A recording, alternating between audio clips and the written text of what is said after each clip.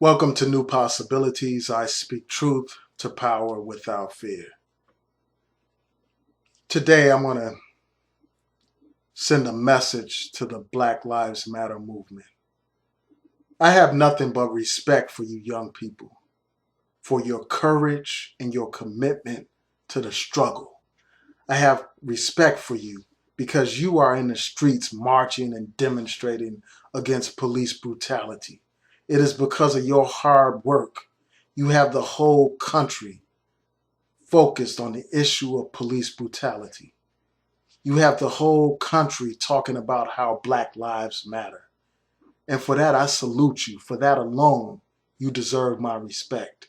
You deserve everyone's respect in this country for that alone. So I have nothing but respect for you. I commend you for your hard work. But I am here today to offer some constructive criticism to the movement. Again, this message is out of love. You know, it's not hateration or hate against you. It's just constructive pieces of advice. And I'm going to tell you what prompted me to do this video. I saw a couple of videos involving Black Lives Matter activists.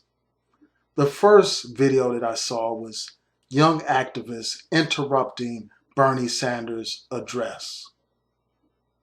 And after that, today I saw a video of some young Black Lives Matter activists having a conversation with Hillary Clinton. And those two videos just prompted me to do this. And before I actually did this video, a couple of days ago, I wrote an article entitled, "1 Year Later, the Black Lives Matter Movement is a Failure." And I will post a link to that article so you can read it for yourself.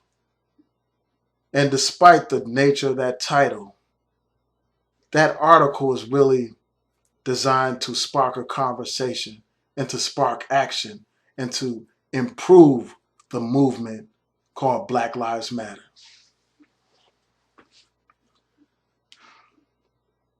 When I saw today's video of Hillary Clinton interacting with these Black Lives Matter activists, all I thought about was just how unsophisticated and naive those activists were.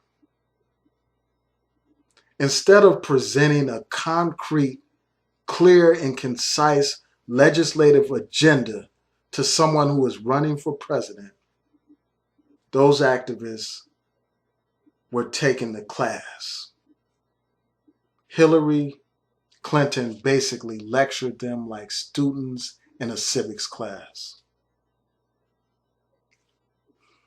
See, instead of asking for these politicians to come up with an agenda to solve our problem, we need to develop a concrete, clear, concise legislative agenda and set of priorities and present it to every single politician in this country and demand that they adhere to that agenda, that they embrace that agenda, that they push that agenda.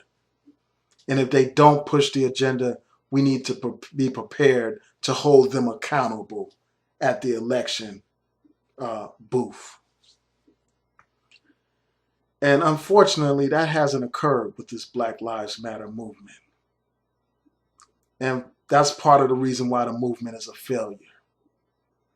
In Missouri, you know, the place where Michael Brown was killed by Darren Wilson, the Black Lives Matter movement has failed to bring about any kind of legislative changes in Missouri. There are no body camera laws in Missouri. There are no laws that call for a special prosecutor to be appointed in these types of cases.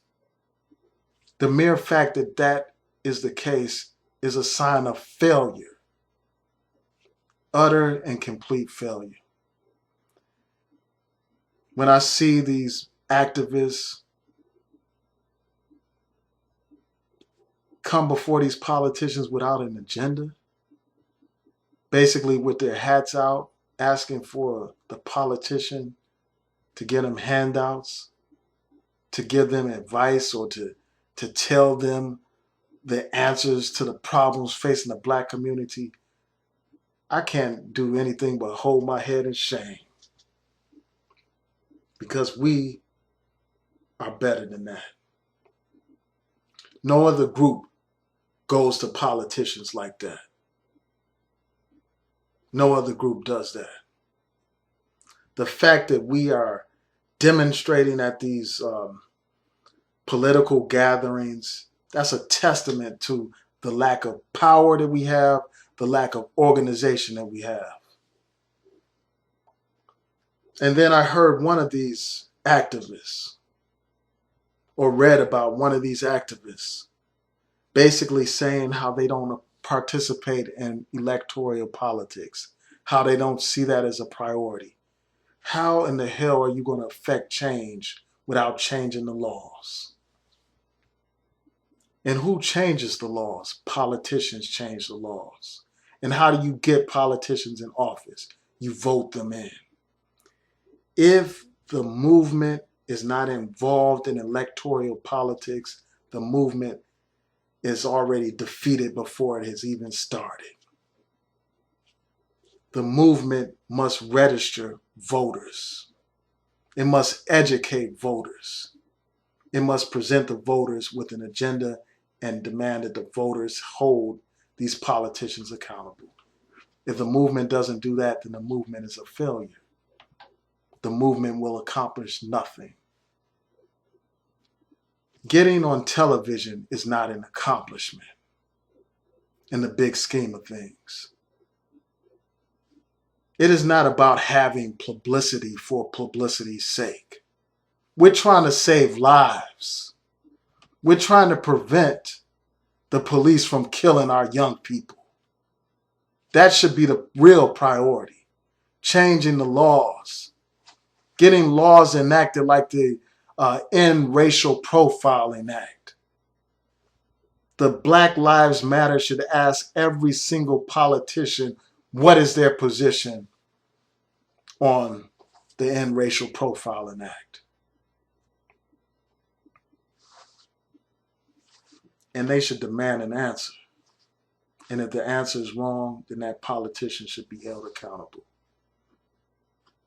All these other groups, women's groups, gay and lesbian groups, pro-Israeli groups, they present an agenda to these politicians and hold them accountable for that agenda. And that's what we need to do. We need to be registering voters in record numbers. The Black Lives Movement is in touch with the young people. You are masters of social media. You should use those skills to register voters and turn those voters out in elections to bring about change. So, that's one of the points that I want to make. Another point is this. I think that it is foolish to alienate potential allies, by disrupting a speech that Bernie Sanders was giving. That has the potential to not only alienate his campaign from the movement, but also the people who support Bernie Sanders. It kind of alienates them from the movement as well. And some people may say, who cares? Who cares if these people are alienated or they don't identify with the Black Lives Matter movement? It matters because it all comes down to votes. Again, it's all about getting laws enacted to bring about change. This fight is not about getting on television. This fight is about preventing the next Michael Browns from being killed. It's about preventing people like Sam DuBose from getting their head blown off. That's what it's about. And when Hillary Clinton told these activists that it's not really about changing hearts, because you're not going to change that many hearts. And even if you change so-called hearts, that doesn't remedy the problem. It doesn't correct the problem at all. What you need to do is change the laws so that you have something to enact. See, power doesn't concede to, tugs at the heart, to a guilt trip, to a change of heart. You don't bring about change by begging your enemy to change his heart, by trying to appeal to your enemy's conscience. These people have no conscience. If they had a conscience, they wouldn't have brought you here in chains. If they had a conscience, they wouldn't have beat you. They wouldn't have raped you. They wouldn't have castrated you. If they had a heart. If they had a heart, they wouldn't lynch you, have you hanging from the trees like the strange fruit that Billie Holiday sung about. If they had heart, if they had a heart that you could appeal to, they wouldn't have segregated you and humiliated you. They wouldn't have sent the dogs to rip your flesh if they had a heart. If they had a heart, they wouldn't have shot down Michael Brown and left him in the street for hours like roadkill if they had a heart. If they had a heart, they wouldn't have blown Sam Dubose head off over a license plate. If they had a heart, these people have no heart. So stop trying to appeal to a heart. Stop trying to change hearts. Change the laws. Do whatever it takes to change these laws.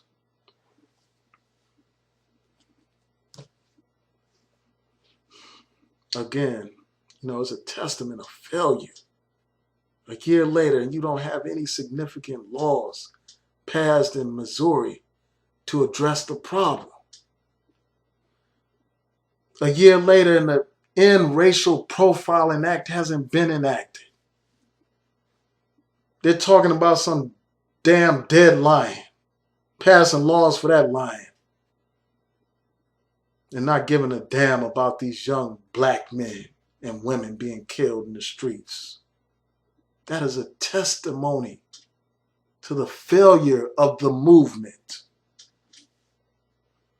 Not only shouldn't the movement alienate potential white progressives, it shouldn't alienate traditional civil rights organizations. Organizations that you all share similar ideals and similar objectives. You should work with those organizations, cooperate with those organizations, move with those organizations to bring about the change that you want to see, instead of showboating and putting down and disrespecting the elders. You can't learn if you don't take advice from your elders. You can't succeed without the wisdom of the elders. And I just recommend that you listen to these traditional civil rights organizations.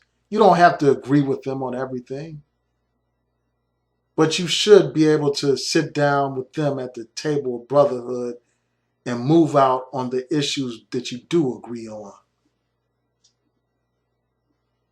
And, I just want to go back to this whole thing about these white progressives. You can't claim to be so against these white progressives and so into holding them accountable when you are funded by those white progressives. You're funded by them. Black organizations need to be funded by black people. That is the only way that we have political independence and sovereignty.